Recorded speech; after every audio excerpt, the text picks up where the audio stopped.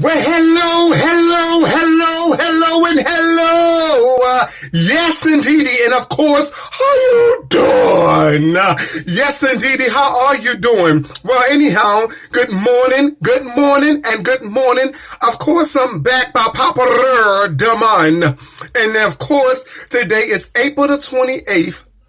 Yes, and of course, you see, I had my tissue. I'm good now, but this morning I was like, but April the 28th, for a lot, if you don't know, I'm going to let you know, today is the one and the only that can never, ever be duplicated. The best one that ever did it. And I thank her for everything that she has instilled in me. And I pay homage and love and respect. And I'm not just saying this because she is rested in paradise, because I gave my mom her flowers while she was here. We did so much together. I was just sitting here looking at, not videos, pictures and stuff, and just reminiscing on all the times, all the Tyler Perry shows we went to and all the places we went to eat. We had a bond out of this world. You know what I mean? So anyhow, like I said, today is April the 28th. And of course, it's my mother, Charlene Maria Peace, birthday. Happy birthday, mother. God knows every hour, minute, and second. Come on, Ma. You already know I miss you unconditionally. To sit up in your memorial on February the 4th, which is a couple of days from my birthday, was very hard and emotional to see you close your eyes and leave me like that. I could have lost my life. I feel as though at that point of my life, I didn't have no support. I'm not, like I said, no shade, no tea. I just speak my mind. You don't like it. I'm just sorry. I got to speak my mind. I didn't feel like I had no support whatsoever. And that's when everything got real. And all I knew once going to the home, going and everything, that moment I knew, I looked at my daughter and I thought about my son and I thought about everything that my mother said to me, before she left this earth at my home, before I even took her to Unity Memorial, before God called her home February the 4th. And I had to just be like, you know what? She said, be strong, no matter what. She said, however God do this. She said, I always told you, Lamont, I'm not going to be here forever. I hated when she used to say that. Oh my God. I said, Ma, you're not going nowhere, girl. You're going to be here for years to come. I didn't know she was going to leave that young and leave me so soon. I was 30 years old when my mom left. So she's been gone about 8-9 years now, so the pain will never leave. And if you haven't lost your mom and you wasn't close to your mom when you did lose her, then you don't understand my pain, and you would understand that hurt that never goes away, especially the person that carried you and birthed you and nurture you. And I want to just pay homage also after saying happy birthday. I want to pay homage to you, Ma, because I know you're sitting high, you're smiling down, and you're happy, and you letting me know, you already know, I know you got my back. I know that, because when you was on earth, boom, bitch, anybody can get it when you fuck with Lamont, okay? Okay, for years. And I know that you love me because you showed it. No matter what people may try to say, because, that's another shade. Now, I will say that. People was going around lying and shit, talking about my mother was living at Owens Mill. I was treating her like shit. I was talking about her. I was talking to her any kind of way. I told you, I'm just keeping it real. They've been talking about me for a long time, y'all. So now when I'm ready to burst and open up, everybody like, oh, there he go leaving these long status and videos, because I've held it in for so long. You know what I mean? I knew what was said. It got back to me and stuff. A dog that brings a bone, they carry a bone, but at the same token, I knew it was true. But truth needs no support, because my mom said that when she moved in my house, she let it all out and she talked to me, and I can't expose all the conversations that we did have, but it got deep. And to hear some of the stuff that was said about me and, and stuff, and how, people felt about me that's close, it didn't hurt. Because it's self-explanatory. We already was going through it a long time. But the whole truth of the matter is, a lot of people didn't know, me and my mother share a lot in common. Out of all of her kids, I'm that one. And a lot of people say that to me. They hit me up. They're like, boy, you and Charlene all day. I am. You don't want to admit it, but I carry on the torch. And that's why I'm getting hated on so much, more than abundantly, because I carry on her torch. I do. I am my mother's child. I am the baby boy. I'm Shirley Maria Peace Part 2. And I don't try to be her, but it's just I've been around my mother so long. From a baby, I wouldn't leave my mother's side. I was always there. That, you know, and my work, like I said yesterday, my work speaks for itself. Like a rustler, another notch under my belt. The in charge of her, don't trudge of her. The UPO, y'all competitors, 10 steps ahead of y'all. I'm a leader. Y'all are some following shit. Okay? I already did it. Shit y'all tried to do, I already did it. Okay? You gotta realize I was here before a lot of people. And even the ones that was here. Me and my mother had a bond. Like, boom! Bonnie and Clyde, until one of us had to die. So when she went on home with the Lord, I already knew. I had to think about it like last night. And like I said, no shade, no tea. But I had to think about it like, why did I think, let me just say this, and I'm going to say it raw. And it is early. I'm not mad, but I'm going to speak my mind. I can't, that's what I do. I had to think about it like, why in the hell, for 1 minute, did I think that half of the people in our family, or in general, that knew my mom, including, you know, Penny and different ones, you know, people that knew her. Why did I think everybody was going to be nurturing to Lamont?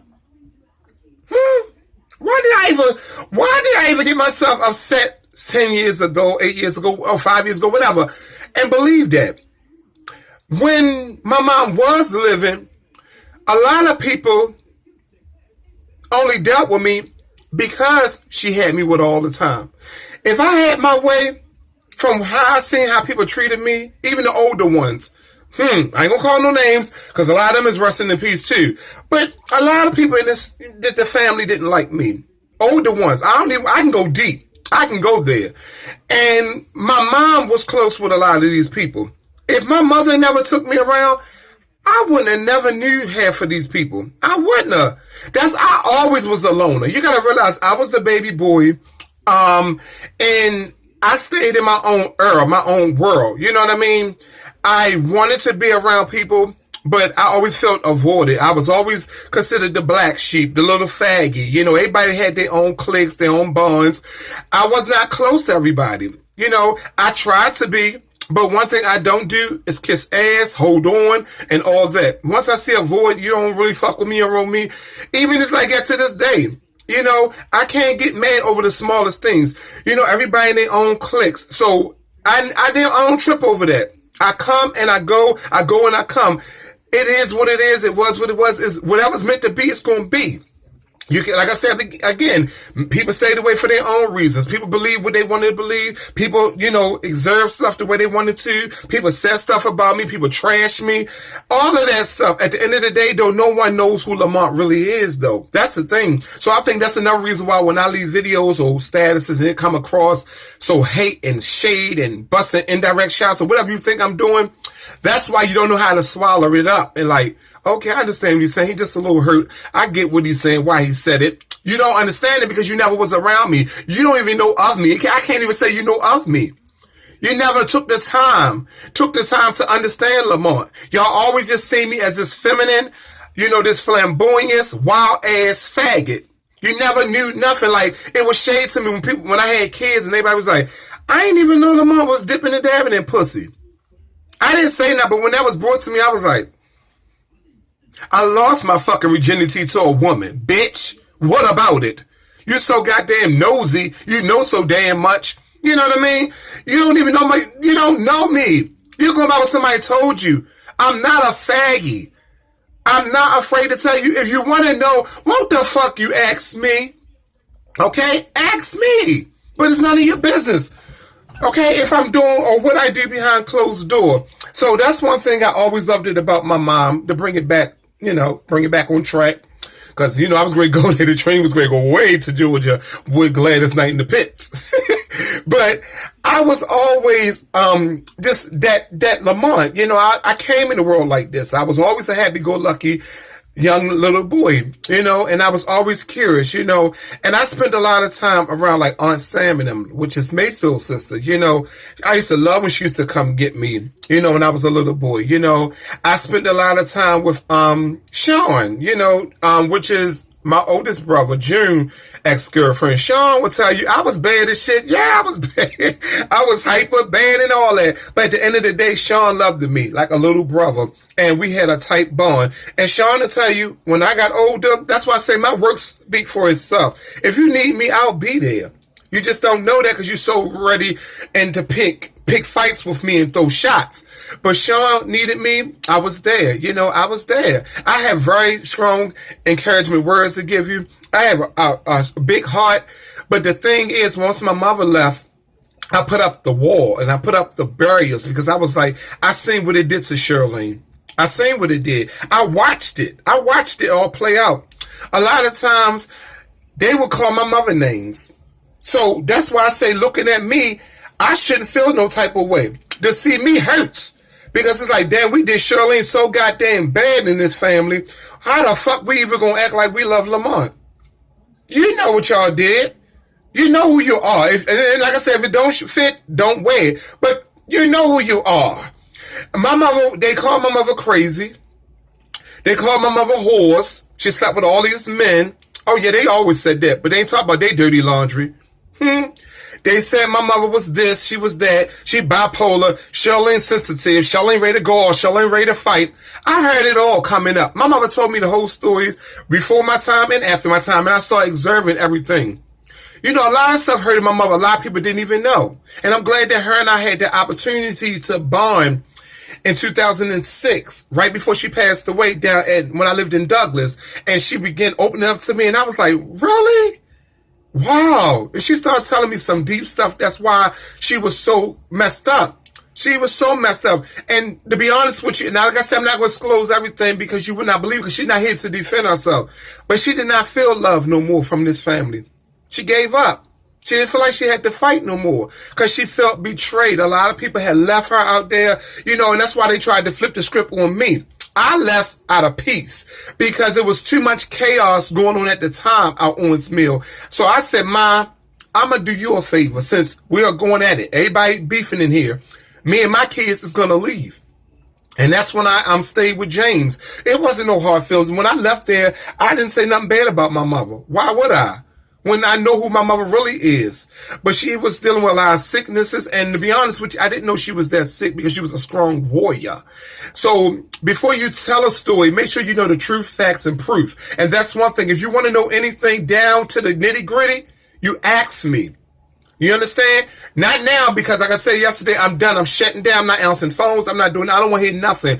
But if you wanted to know anything, you should have asked me. You can't believe everybody else. Come to the Source magazine and start reading the pages, and you'll find Lamont the Notorious Hollywood. Because like I told you, I have a heart and a conscience and a mind. So I know if I do anything wrong and deceitfulness and stuff, I have to reap what I sow, and I have to pay for my consequences and repercussions. You best to believe that. Say what you want about me. Feel how you want to feel about me. Blaspheme about me all you want. Lie on me all you want. But I know that I have to answer to God. At the end of the day, Lamont knows that he got to answer to God. You better believe it. You best to believe it. I know that. So don't sit here and lie on me and say I did nothing. No, I did not. I would never disrespect my mother. For one, I've never called my mother out her name. Okay? No, I did not. I've never called my mother out her name. And she'll tell you that if she was here today. I've never raised a finger at my mother. Never. I'm one of her children that never, ever swung at my mother. And she will tell you that. And a lot of people in the family will tell you, they know that. They said that. They said, one thing we can say, you ain't never swing at your mother. I didn't. Now, we had back and forth, as son and mother probably would do, only because sometimes I'm like, I feel as though I had to defend myself. When she was with Stephanie and everybody, and I'm like, man, you letting him bust shots, and he need to stay out of this shit. That junkie bitch, and I'm in, and he know I tell him to this day when we talk, I say, bitch, you started a lot of shit, because you was spoiled. You wanted to take my mother from me and make her your woman and your mother, and that wasn't happening. That's my mother, and when I see drama, I'm going to say something. I don't care if it was family. I've always protected my mother. That's why I'm the one put the application in Owens Mill for her to move. I'm the one brought her down Letton Hall. Wherever I go, I wanted my mother with me. So how you gonna sit there and say we don't have a bond and I'm talking about my mother and this, that, and the third? Until a lot of the other ones came in this family, that's when the chaos started. You notice when we lived on Mount Zanny, we was fine. When we lived out Saybrook, we was fine. Me and my mother always been fine, sweetie. I hold her down. I help her pay bills. I hold her down. But as I got older, I wanted to live on my own because I didn't want to be a mama's boy like that where I need a crutch. And if she was to leave me and I don't know how to live, then I would have crashed.